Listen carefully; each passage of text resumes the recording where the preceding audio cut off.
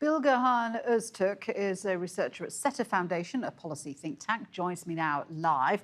Good to see you there. So the Joint Coordination Centre in Istanbul has now opened. But how complex is the task going to be to manage the export of grain from a country that's still experiencing conflict and in waters that may still be mined? Well, the mission will be very complex and challenging. There's no doubt on that. And the latest Russian missile attack on the Odessa port is attesting to that fact.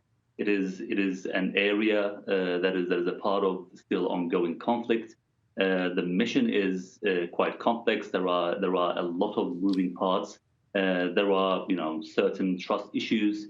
And those trust issues and any move or hostile act could be used as an excuse to scrap the whole deal and the process and whole mechanism. So it is running a lot of risk in the meantime, and it will be really important to let's say keep the process and mechanism as transparent as possible, so that either of the parties will not be able to use an excuse to undermine the ongoing process.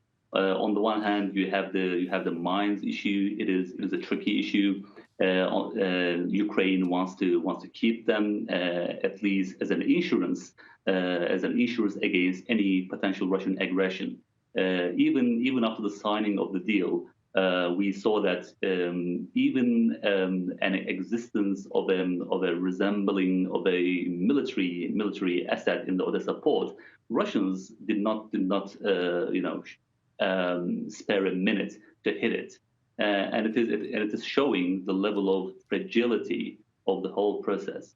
And because of the nature of Russians doing business and Russians dealing with their agreements, all these complexities, all these moving parts, unfortunately, are subject to certain risks.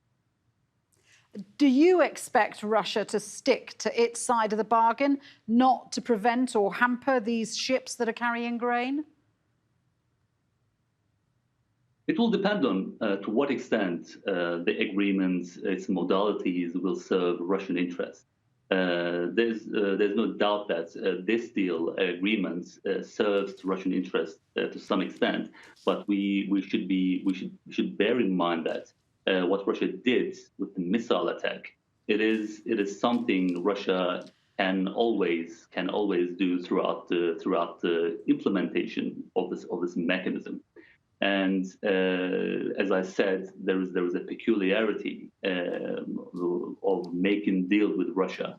When Russia makes a deal, it always wants to send the other side the message that Russia is the stronger, much more superior end of the bargain, and it is trying to make sure that the other side does not forget this. And that's why it is not sparing any chance to remind the other side this fact.